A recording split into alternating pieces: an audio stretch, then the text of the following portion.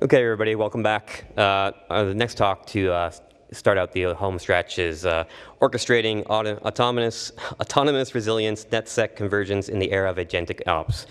The interesting thing about security people is they always have a lot more words, a lot more complexity. To that note, the speaker is going to be Puneet Duggal. He's a Toronto-based cybersecurity technical solutions architect at Cisco.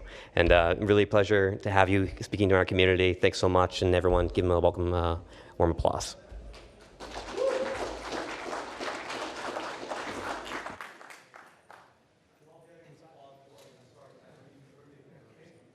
Really warm crowd. How's everyone doing? Like, how's the energy? You guys had your coffee? You guys are enjoying this? Like, thanks so much. Can you guys do me a favor? Can you guys stand up? I'd love to take a selfie with the group and just make sure that my mom sees this. She's the one, she's like, hey, you have to wear a suit. I'm like, no, we're engineers. We wear polos, we wear hoodies. But let me just take a quick selfie. While you're up, I'd love you to introduce yourself to someone you've never met. Oh, this selfie is going to come up bad, but we'll see what happens. So thank you for that. So introduce yourself to someone you haven't met. Let's start the networking early. But thank you so much for that. I really want to make sure that we enjoy this. In fact, now that you've seen me in the suit and I got a picture, I can take it off and just relax. But I'm sure you guys know who Cisco is. You know, we do some stuff with networking. But from a security perspective, you might not know. This is not a Cisco pitch. So, and that was great that Mark double-checked that. Hey, excited about you presenting, but we don't need any vendor scums coming in and just talking about the latest and greatest from our portfolio. I'm a builder. In fact, I haven't drunk enough Kool-Aid to be a Cisco guy because I've only been there 4.5 months. I came from a consulting background. I have a quick intro slide. But today what we're covering is making sure we're on the same page on what problems are we solving for. Then talking about what happened to create some of these problems, because we're doing IT. We're going to constantly find a better way to do things. We're going to have rogue agents that are going to be hero experts that are going to find the best way to do something and just do it. They're not going to wait around for IT to approve it or management to approve it.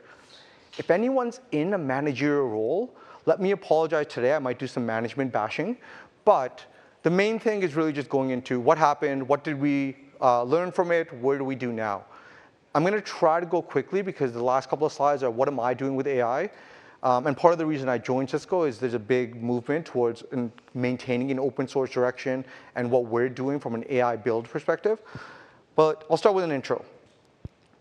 Okay, so that's me. A lot of this is my career progression, but also my certification one. I was going to submit a talk on more technical learning and development, because that's my current role. I have no customers, I have partners. I help partners from an enablement perspective when they know that Cisco seems to be one of the solutions that a customer is considering, how do they get the intricacies of that? I help them build services. But my career moved fast because I got into IT early. The reason I got into IT early was my brother and I had to share the network so that we can game. And I wanted to play really well. Command and Conquer was my game of choice. And I said, if I block him from accessing the network, I have a high-performing network to finish my gaming. And so I did that. I took that over to my high school, where we wanted to finish computer science projects, and then I could play against some of the classmates on Ultimate Bomberman. I'm great at Ultimate Bomberman. If you want to play later, let me know. What I did was I said, well, they just blocked the peer-to-peer network. I'm going to bring in a switch. And I'm going to make sure I can connect all these machines, and we're going to get back to our Ultimate Bomberman. That led me to helping be the IT support for that high school. So I got into IT very early, but mostly I just love making sure I learn about what is needed. When I went into operations, I said, let me make the time to really learn this well. Let me go down the ITIL direction. When I went into design, I went down TOGAF, I went down SABSA. I am a Cisco design expert, which took a long time to really make sure that I passed that. It's an 8-hour design-based lab.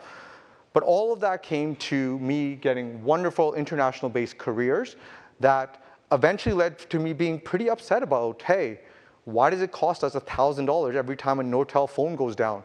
I can probably learn this and keep it up and running. That's me, many stories to share, but today is about how do we make sure we evolve towards understanding where and when agentic ops makes sense. So the problem we're solving for is more about resiliency. What we're looking at is IT supposed to be an enabler of growth. How do we do things better? How do we grow our business? How do we make sure that the alignment is there, because IT is not a cost to the business, IT is a service. IT, if done right, can go right down to, if this department hires one new person, this is how much IT that costs. And so that department is going to get an internal bill from IT to be able to afford that hire. And that's the level of alignment that we're looking for, because that proves that the business decision was made to actually support it.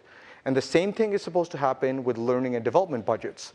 They're not supposed to be seen as cost centers. They're supposed to be seen as investments, including from an HR perspective, because upskilling your talent is actually going to make an incredible difference when it comes to the long-term resiliency of your company. You're trying to find a better way to do something. How much time per week do you give your staff to go train? How much time do you really think about it? But IT has all of the accountability to keep things up, running, and secure without the authority to do so. And AI is one of the best examples that we have in this. If a CEO says you're an AI-first company, but the security team says we want to block a lot of the paths to AI because we haven't found a way to secure it, the CEO is going to win out that conversation. But if there's a breach, the IT person in security is the one blamed for that breach because they didn't do enough to protect it. So these are the problems that we're dealing with right now. And they get bigger and bigger when economic times are not good. When economic times are good, you can hire away your problem. Hey, the CEO and the rest of the C-suite said, let's go into a cloud-heavy direction. It's fine, it's not right. We know from learning from what happened in the rest of the world, you go to cloud, you come right back, but that's the mandate, let's go with it. Where's the staff? Where's the training budget? How are you going to get there if you're really not aligning things? Now, shadow IT, and we're probably the most guilty of doing shadow IT. We probably did shadow IT, we're probably doing shadow AI. I'm trying to do as little as possible, but I've got flagged a couple of times already. Just got to Cisco 4.5 months ago, so I need to calm down with my shadow IT. The silos that we've created is because we come from a networking or a security background. We don't come together as a secure networking team. And there's a natural silo created when it says, I'm trying to give everyone resilient access to everything, and I'm trying to understand the risks associated with things. And I'm trying to block access where everyone doesn't need that much access. And now with Convergence, you're talking about things like SD-WAN, network access control, network detection and response. Who owns the decision? Because you really don't want to hear from your security peer that you don't know what security is and you don't know how to create a zero trust network. And at the same time, you don't want to hear from the networking peer that all of your policies are creating so much friction for help desk that people are making tickets to open up access to everything. We don't have a full-time job just to open up access to everything. Where are we working together? So I've been starting to talk to people about the fact that we are the middleware. The human is the one who has to learn, who has to understand, who has to figure this out to make the resiliency happen. And with thousands of alerts happening, how did we get here? So the problem was, and again, those in leadership, I'm sorry, the problem was we were not focusing on something enough, and so let's hire away the problem. The CIO was focused on keeping the lights on, and they weren't doing enough transformation. Let's hire a CTO, they'll have a team, they're going to be bleeding edge from a transformational perspective, we're going to lead the industry. The CIO and the CTO were not focusing enough on security. Okay, let's hire a CISO. Let's go ahead and do that. They're focusing on security. Who has the ultimate authority? And you can see some light lines here. They blur over what is going on. If your mission is just to have whatever the CRO says is the direction we're going, and we'll try to figure it out, the lack of collaboration that happened is because of the human middleware. Imagine trying to book a meeting with different team members in all these different departments before you say, what policies are we doing to get AI use adopted in our company? And that's the challenge that we're having. Leadership, and I'm going to show the ugliest 2 slides that I have for my presentation. I'm going to go fast. But leadership was asked to build processes, and they built structure. And they really said, OK, this is where TOGAF and enterprise architecture comes. That's where we apply security. That's where we're looking at reference architecture. That's where we appreciate the laws. That's where we bring it together from a business strategy perspective. And in the middle is where we're really just going with the building blocks to make this all come together. Sure, amazing on paper, pretty complex. But we could probably figure this out if you give me tens of thousands of people and departments that make it happen. But otherwise, how do we enforce this? And this is where automation actually makes the biggest difference. If you codify as policies, networking and security policies that respect this, it actually becomes consumable. Now the next one, sorry for this, ugly slide. Are you agile? It's a great question to ask customers, because they're like, what does agile even mean? And I'm going to define that a little bit later. But you have the program or portfolio team, you have a project team, and then you have the agile team. 2-week sprints. Some of us are on those teams. Some of us want to refuse those teams because those calls are awful, where we meet daily for a scrum and they're not going where we need them to be.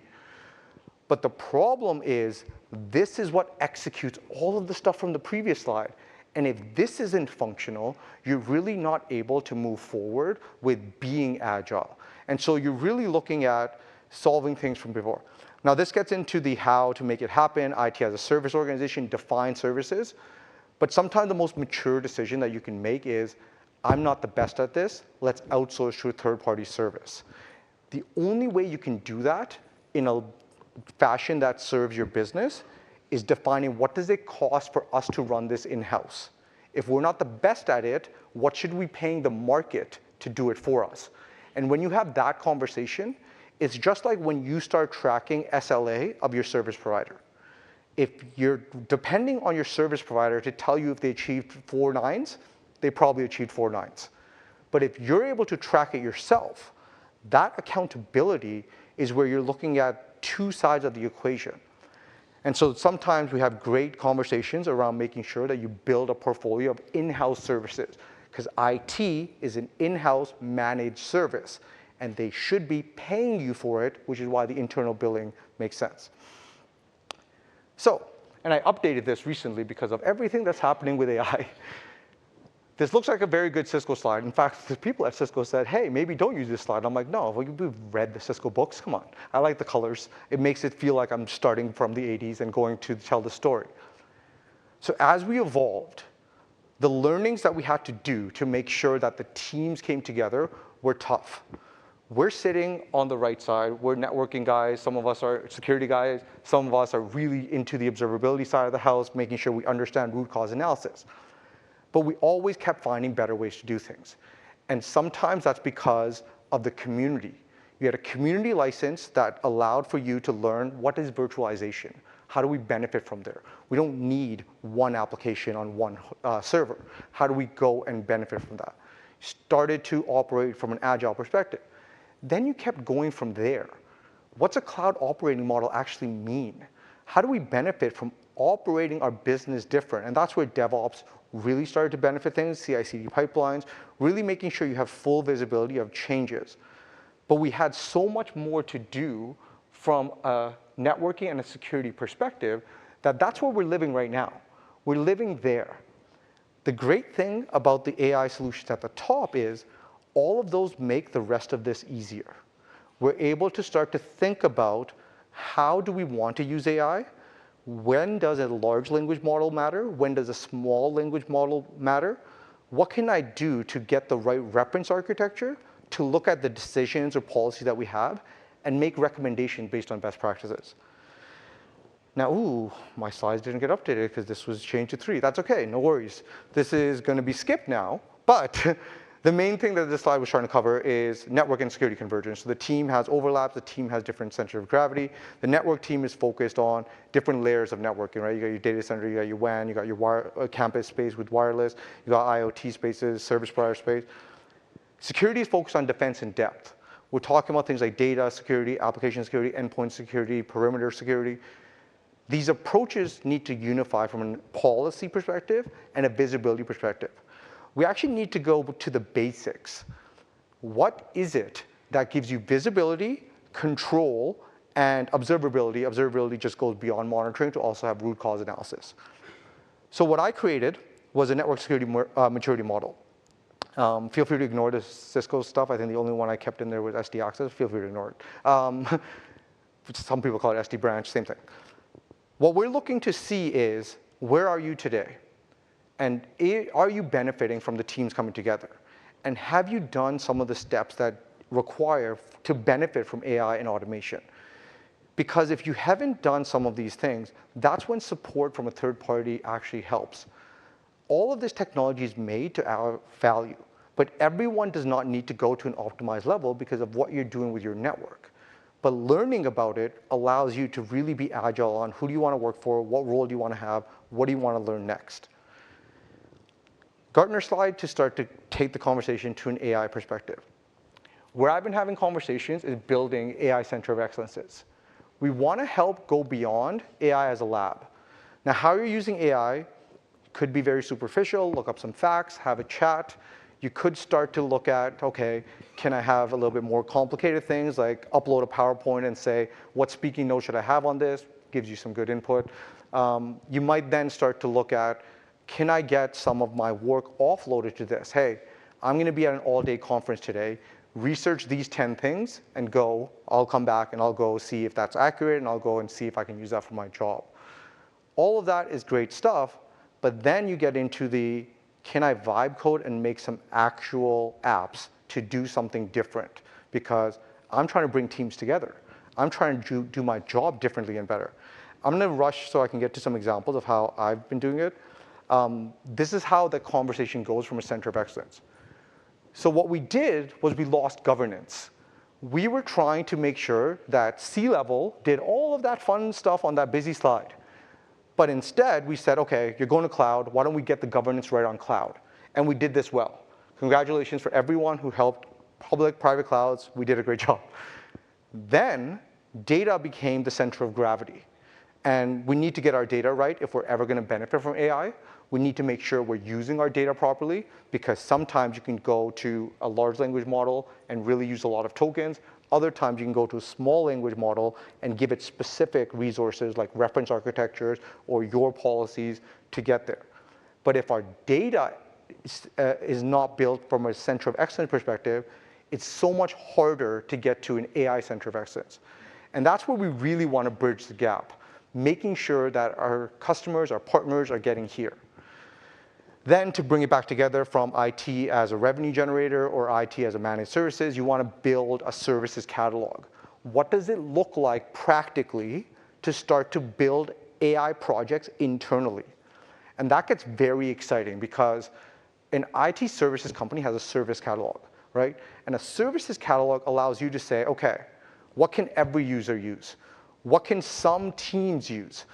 How do we charge for it? And how do we support IT projects? Because literally, if your team is big enough, you're supposed to sit with line of business, HR, marketing, finance, every other business, and say, what IT solutions exist that get you to do your job faster and better? Because you want them to be effective. And that led to a lot of people moving to SaaS providers and doing those things. But you really need to rein in these projects because there's so much overlap and so much rogue or shadow IT being done without it being done at the programmatic level. Here's how we as a company have our policies to say what's sanctioned, what's approved, how do we get there. Then we get into the life cycle. So this is comparing a traditional software development life cycle to an agentic development life cycle. So what we're looking at, for those of us who are starting to code, whether it's vibe coding or otherwise, what we're looking at is trying to understand what's the difference, How do we do testing? Where is the logic so that we can start to think about what are the guardrails that we need to make sure this is successful? What are the metrics that determine success? What should we be worried about, because logging things is going to be interesting. One of the biggest problems that I have as I build things is in GDPR, you have a right to be forgotten. When an AI model, you have a training element, and then you have an inferencing element when you're ready to use it. But to be forgotten in that, you can't really prove it because you have to rebuild your training model. And so it's going to be very interesting when the privacy hits AI. And we're going to see a lot of changes with how do we expect training models to be built, how much anonymity are we looking for.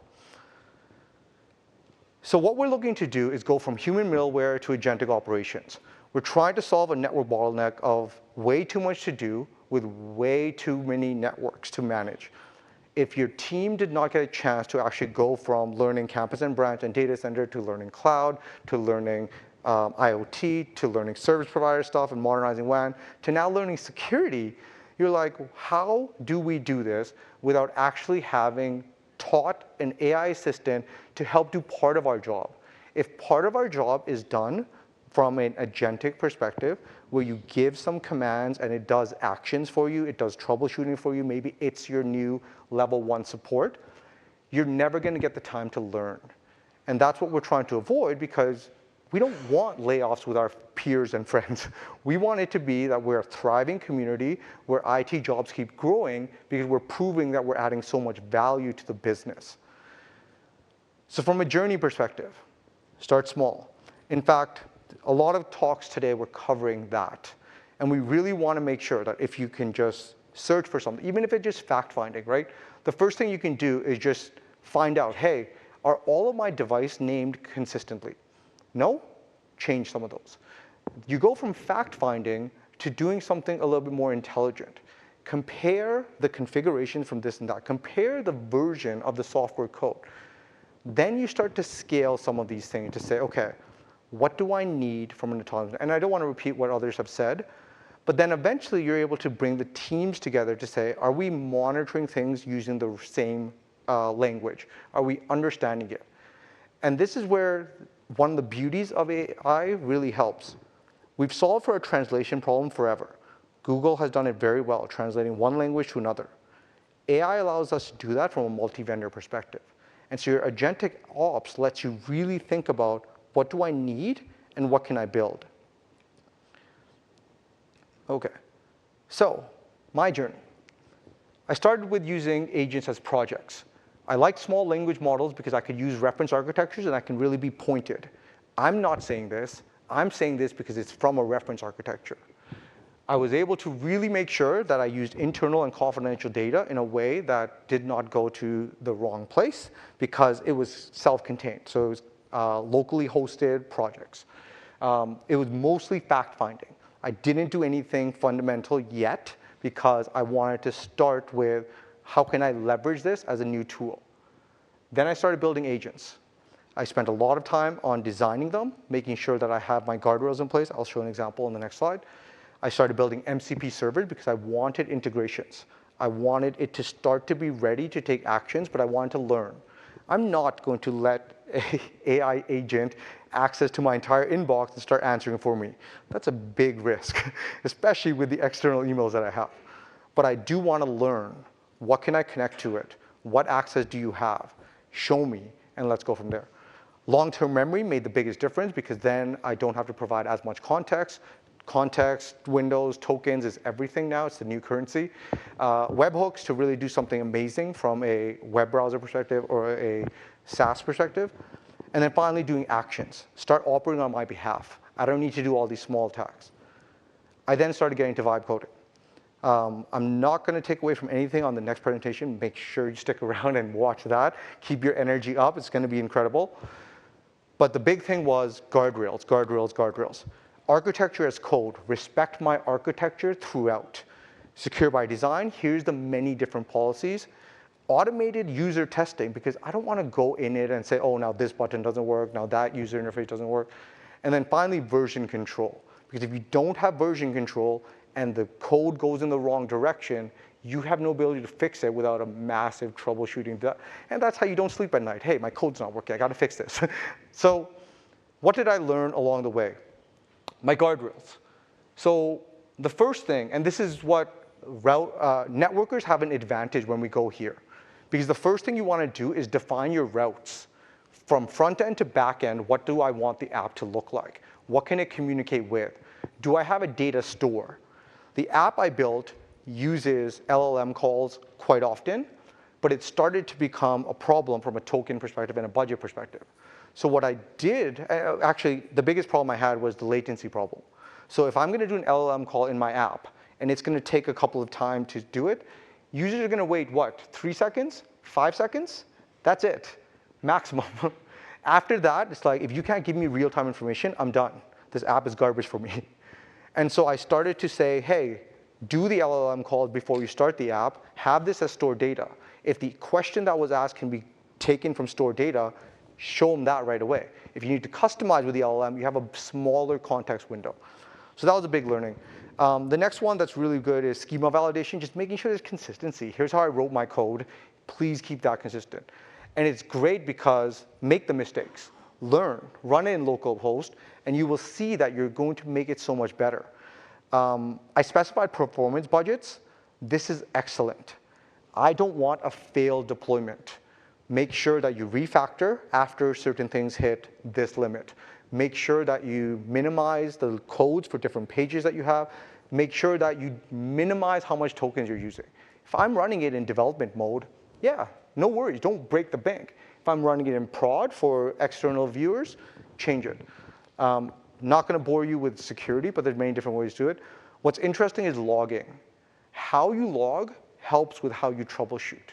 And the details in which you build your logging platform in terms of what are the information you want to keep, how long do you want to keep it, what details do you need to troubleshoot later, which of these violations do you want to check. I have a forced audit control. Before any change gets done, the audit hits. It's like it started as an 8-step audit, then it moved over to like a 19 or 26-step audit now. And then I changed everything when I had this testing. So I would put personas in that said, I would like you to do user acceptance testing. And then I would say, let's do some automated testing. Now, this is what it looks like today. So I have my AI interface, which I'm making sure I can offload to an online deployment because, an offline deployment because I want it to be high performing. I have my security stack, all open source because, okay, my big company pays my bills and, my mortgage is almost paid off. But I want to build in a way that's scalable for everyone so that we can learn together. I have my observability platform because logging and troubleshooting is so much easier when you have visibility into everything and root cause analysis. I have my networking services because I want to battle test the hell out of it, including on the security side. The solution here is from MyTree. MyTree Caldera lets you emulate adversary attacks. So from a chaos engineering perspective, I randomly deploy attacks on my own lab because I want to break it. And if I break it before any user breaks it, I can fix it. And so that lets me really customize. And then finally, a dev platform to really keep helping build it. You can see crazy numbers here, 25 gigs of RAM. Are you serious? Yes, I'm serious. You're 2 different RTX 4090, yes, I didn't go with a big H100 or A100. I wanted to use consumer side because I wanted to bring the budget. This is a $10,000 build. It's not that bad. You can do a lot of this with half of that. You just can't run this in parallel. I have the RAM size here. I've learned so much from building this. I would strongly recommend just get started with where can I augment some of my job. I'm going to stop there because I want to leave time for questions. But thank you so much for the time, and really looking forward to talking to you afterwards. Any questions in the room? All right, well, thanks so much, Puneet. Okay.